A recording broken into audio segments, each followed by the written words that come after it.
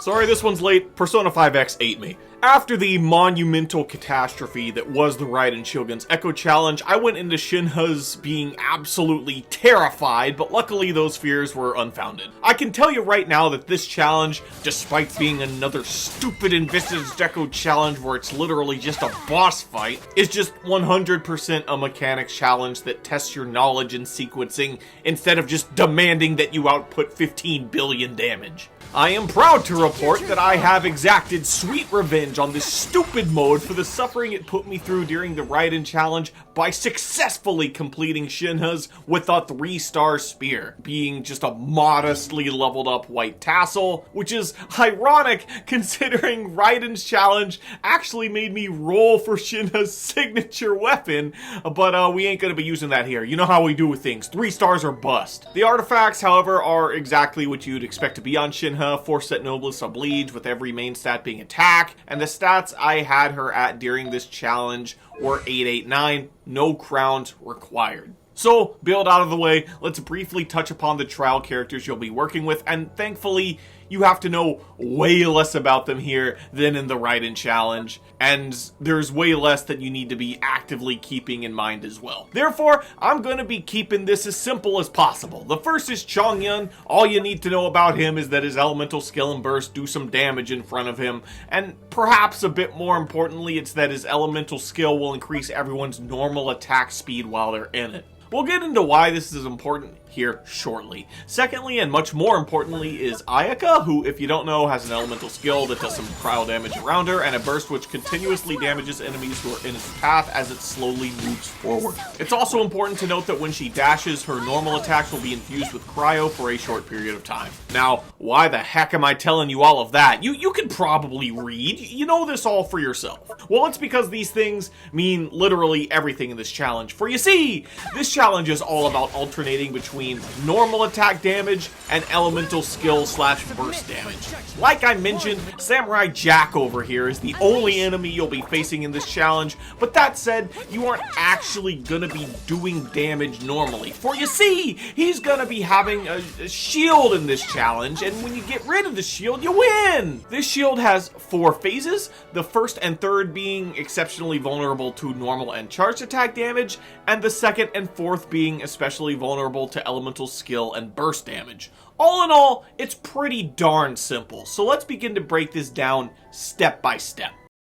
Like I said, the first phase is going to be normal attack based, and for those who don't know, Shenhe's elemental skill has a special effect where the press version of it increases your elemental skill and burst damage for 10 seconds, and the hold version of it increases your normal and charged attack damage for 15 seconds. This is basically what this challenge is built around, because there's also a special rule in effect that buffs the damage of any character who's affected by Icy Quill, which is just a damage buff that Shenhe's elemental skill gives to her team. So here's what you're gonna want to do. This is fortunately not one of those stupid bosses with a few seconds of incredibly high defense or outright invuln at the start of the challenge, so as soon as you start it, you can start wailing on him, no problem. So, when you start the challenge, immediately use Shenhe's elemental skill to give your team the buffs, followed by Chongyun's to increase attack speed, and finally Ayaka's because she's the one who you're actually going to be using normal attacks on to take out his first shield phase. Also, make sure you do a quick dash with Ayaka as well to infuse her attacks with cryo. And if you're wondering why I use the press version of Shenhe's elemental skill here instead of the hold version,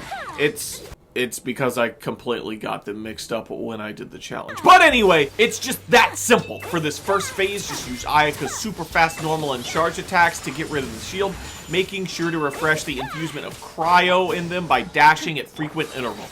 The second shield is both easier and trickier at the same time because using elemental skills and burst does a lot more damage than normal attacks, so it should go by quicker, but this also means that your sequencing is more important. I use everyone's elemental skills at the beginning of the challenge to get some ult charge because at this point they should have recharged, but actually the normal attack shield can just be more difficult to break in general, so don't be afraid to use them to help you get the final push you need to break it if you have to. to. But you definitely need to save all your elemental bursts for the second phase. Definitely don't use any of those on the first phase. Just remember to use the fresh version of SHENHE'S elemental skill first. But other than that, you kind of just dump everything into him. The only thing you really need to be aware of here is that this guy loves to just move across the map every now and then. And if you use Ayaka's or SHENHE'S burst just for him to immediately yeet himself out of it, you might as well just reset. Try to be a little cautious here and use them only after he finishes dashing away, or if you see him committing to a big attack that guarantees he'll stay in one spot for a little while, such as this one where he charges up a little before plunging into the ground. From there, it's kind of a matter of rinse and repeat for phases 3 and 4, with the one little difference being that in phase 3, I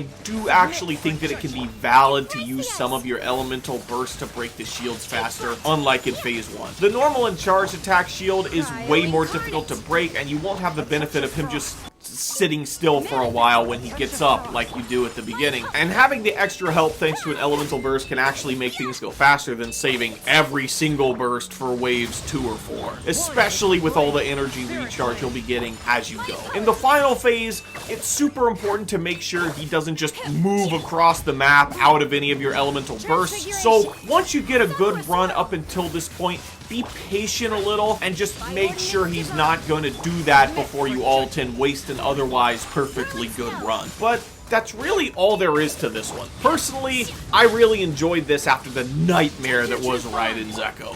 Just a genuinely fun challenge that tests your ability to sequence your attacks correctly and observe the enemy's movements to make sure you do your skills, your bursts, at appropriate times. The Echo itself looks great too. I love that little bit of red that it's got in it, just like SHENHE'S red ropes and part of her visual aesthetic.